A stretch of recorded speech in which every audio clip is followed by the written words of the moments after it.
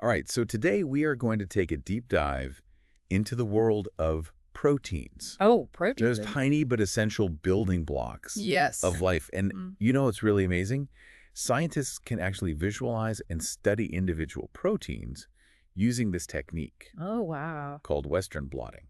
Okay. It's like creating a protein fingerprint. Interesting. But to get a really clear picture, Yeah. you need to start with flawless sample preparation. I see, yeah. We've got a great guide from Assay Genie to help us unpack this really crucial step. Sounds good. So let's get started. Sure. Before we even get to the blotting part, let's break down some basics. Sure. What exactly iOS Western blotting? So imagine you have this mixture of proteins, Okay. all with different sizes and properties. Uh-huh. Western blotting lets you separate these proteins based on their size. Okay. Like if you were sorting a collection of marbles. Then you transfer those separated proteins onto a special membrane and use something called antibodies to pinpoint the specific protein that you're interested in. Antibodies, so they're like tiny protein detectives? Exactly. They bind specifically to their target protein, allowing researchers to visualize it and quantify it. Okay. But here's the catch. If you don't handle your samples carefully from the very beginning, you can end up with degraded proteins, I know. inaccurate measurements, and ultimately unreliable results. So it's like baking a cake. Yes. If you start with bad ingredients, no amount of fancy decorating can save it. Right, exactly. The guide dives into the importance of preventing protein degradation. Why are proteins so delicate? Proteins are like intricate origami structures. Yeah. Their shape is crucial to their function. Uh-huh. But they're also incredibly susceptible to damage from things like heat, Yeah. pH changes, and even enzymes that are naturally present in cells. Enzymes attacking proteins. Yes. That sounds like a recipe for disaster. It can be. The guide specifically mentions collecting blood samples and getting them on ice or frozen right away. Yes. Why the urgency? Because the moment a sample leaves its natural environment, those protein-degrading enzymes called proteases Proteases. start breaking down those delicate protein structures. Oh, wow. It's a race against time to preserve the integrity of the proteins. So speed is key. Absolutely. And the guide also stresses the importance of protein quantification. Yes. What is that? And why is it so crucial? Imagine you're trying to compare the protein levels between two different samples, Okay. like a healthy cell and a diseased cell. Got it. To make a meaningful comparison, you need to know exactly how much protein you have in each sample. I see. That's where protein quantification comes in. So it's about ensuring a fair comparison, like making sure you're using the same size measuring cups when baking. Exactly. How do scientists actually measure protein concentration? There are a few different methods, Okay. each with its own pros and cons. Uh-huh. The guide mentions the Bradford assay, Okay. which is popular because it's quick and relatively simple. Right. However, it can be affected by detergents, which are often used in the solutions that help extract proteins from cells. Detergents. Wait, are we talking about the same kind of detergent you'd use to wash dishes? Yes, but in a much more controlled and scientific context. Oh, wait. These detergents help break down cell membranes and release the proteins inside. Gotcha. But too much detergent can interfere with the Bradford assay and give you inaccurate protein readings. Ah, so it's about finding the right balance. Yes. The guide then goes on to discuss something called a sample buffer. Okay. What role does this buffer play in preparing the proteins for Western blotting? The sample buffer is like a pre-treatment for the proteins. Okay. It contains a special mix of ingredients that prepare them for their journey through the gel during electrophoresis, Uh-huh. the process that separates the proteins by size. Tell me more about this magic potion. Sure. What's in it and how does it work? It's magic. One of the key ingredients is a detergent called SDS. Okay. Or sodium dodecyl sulfate. Got it. Now, unlike the detergents used to break open cells, SDS has a special ability to unfold proteins, making them linear. Okay. This linearization is crucial because it allows the proteins to migrate through the gel based solely on their size. I see. So it's like taking a tangled ball of yarn and straightening it out so you can measure its length accurately. Precisely. Along with SDS, the sample buffer also contains glycerol, Okay. which makes the sample denser Uh-huh. and helps it settle neatly into the wells of the gel, Yeah. and a tracking dye, Okay. which allows you to visually monitor the movement of the samples during electrophoresis. So it's like adding weights to the yarn to make sure it sinks to the bottom. Exactly. But why does the guide emphasize heating the samples? Aren't proteins already delicate enough?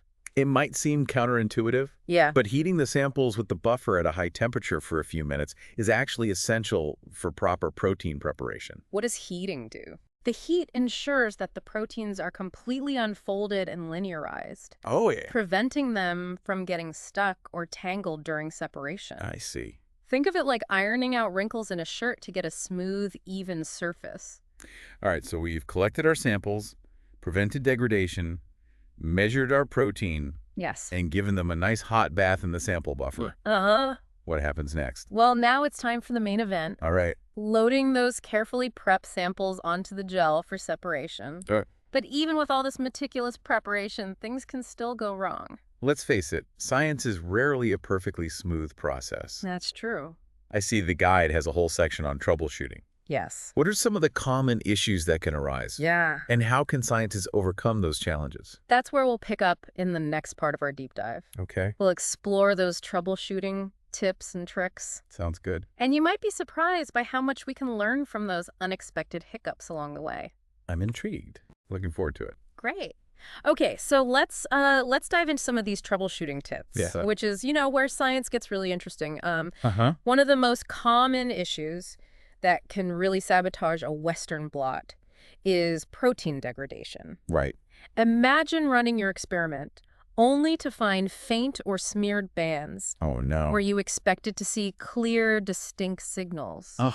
It's heartbreaking. Yeah, I know we talked about the importance of speed and keeping those proteases in check, but Yes. what are some other strategies for preventing protein degradation? So one essential tip is to always use fresh protease inhibitor cocktails. Oh, okay. Think of these cocktails as a protective shield Oh. for your proteins. Okay. They contain a mix of chemicals that specifically target and disable those pesky proteases, Sure. preventing them from wreaking havoc. So it's like having a bodyguard for your proteins. Exactly. Makes sense. Yeah. What about uneven loading? I imagine that could really throw off the results. Absolutely. If you load different amounts of protein into each well of the gel, Yeah.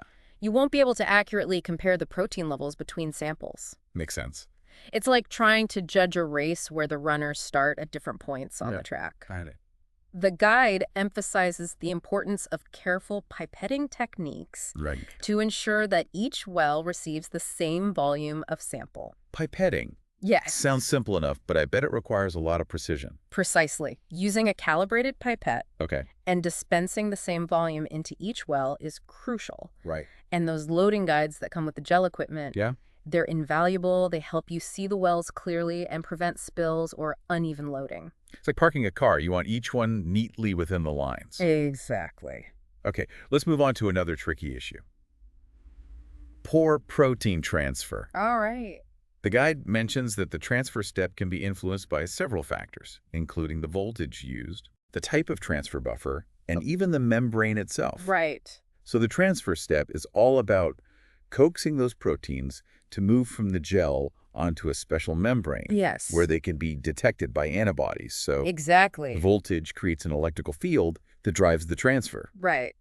but it needs to be just right. Yes. Too low, and the transfer might be incomplete, and too high, Yeah, and you risk overheating the gel and damaging the proteins. that's right. So it's like finding the perfect temperature for baking a cake. Too low and it's undercooked, All right. too high and it burns. Exactly. What about the transfer buffer? What role does that play? The transfer buffer helps maintain the optimal environment Okay, for efficient protein transfer. got it. It contains salts and other components that create the right pH and ionic strength for the proteins to move smoothly. Okay, Some buffers even contain methanol, which can enhance transfer, okay. but might also make the membrane more brittle. Oh, so decisions.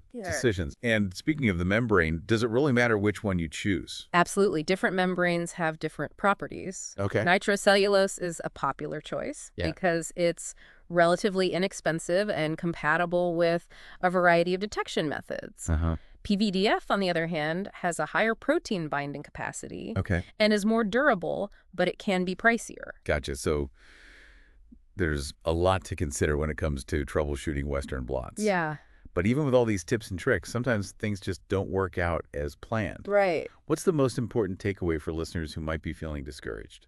Remember that science is a journey of exploration, Yeah, and setbacks are an inevitable part of that journey. it's true. Don't be afraid to troubleshoot, Mhm. experiment, and learn from your mistakes. Good advice. And most importantly, don't give up. I love that perspective. Yeah, It's about persistence and embracing the learning process. exactly. Speaking of learning, the guide briefly mentions different methods for protein quantification, like the BCA and Lowry methods. What are the trade-offs between these methods? Each quantification method has its strengths and weaknesses. Okay. The BCA assay, for example, is known for its sensitivity and compatibility with a wider range of detergents compared to the Bradford assay. But it can be more time-consuming and expensive. Gotcha. The Lowry method is another option, Yeah. but it can be more sensitive to interfering substances. So choosing the right quantification method depends on the specific experiment and the limitations you're working with. Exactly. Another piece of the puzzle. It is. This brings us back to our main point. Okay. Meticulous sample preparation is the foundation Yes, for obtaining reliable and meaningful results in Western blotting. absolutely. It's about understanding the science behind each step and making informed decisions along the way. Right. It's like building a house. Yeah. You need a strong foundation to support everything else. Yeah. But let's go beyond the technical details for a moment. Sure. What does this meticulous approach to sample preparation tell us about the nature of scientific research itself? It's a great question. Yeah. It highlights the importance of precision, attention to detail, and a deep understanding of the principles that govern the biological world. Right. It's a reminder that even seemingly small details can have a profound impact on the outcome of an experiment. Wow, that's a really good point. Yeah. So it sounds like Western blotting Yeah, is a really powerful tool it is. that demands both like technical skill Right. and a deep understanding of the science behind it. Absolutely, and it's this rigor and attention to detail that ultimately allows researchers to make meaningful discoveries and contribute to our understanding of this really intricate world of proteins. But let's bring it back to our listeners. Sure. Why should someone who's not a scientist care about all this meticulous lab work? Because understanding the process behind scientific discoveries helps you evaluate those findings more critically. The next time you see a headline about a groundbreaking protein study, remember all those meticulous steps involved from sample collection to analysis. Right. It gives you a deeper appreciation for the complexity and the rigor of scientific research. So it's about looking beyond the headlines and recognizing the journey that goes into those scientific breakthroughs. Precisely. And that journey often involves a lot of troubleshooting, problem solving, and creative thinking. Yeah. It's a reminder that science is a dynamic process, full of unexpected twists and turns. Speaking of unexpected twists, I was thinking about how the guide mentions that different protein quantification methods can be affected by things like detergents. Right? What if you accidentally choose the wrong method for your experiment? Oh, that's a good question. What kind of impact could that have on your results? Choosing an incompatible quantification method could lead to inaccurate protein concentration readings, Okay. which could then skew your entire Western blot analysis. Oh, wow. It's like building a house on a shaky foundation. The whole structure is compromised. So one seemingly small error early on can have ripple effects throughout the entire experiment. Exactly. And that's why it's so important for scientists to understand the nuances of each technique and carefully consider potential pitfalls before even starting an experiment. Well, I think we've given our listeners a lot to ponder today. I think so too. From the intricate dance of protein separation to the critical role of meticulous sample preparation, Western blotting is such a powerful tool that allows scientists to unlock the secrets of the protein world. It is.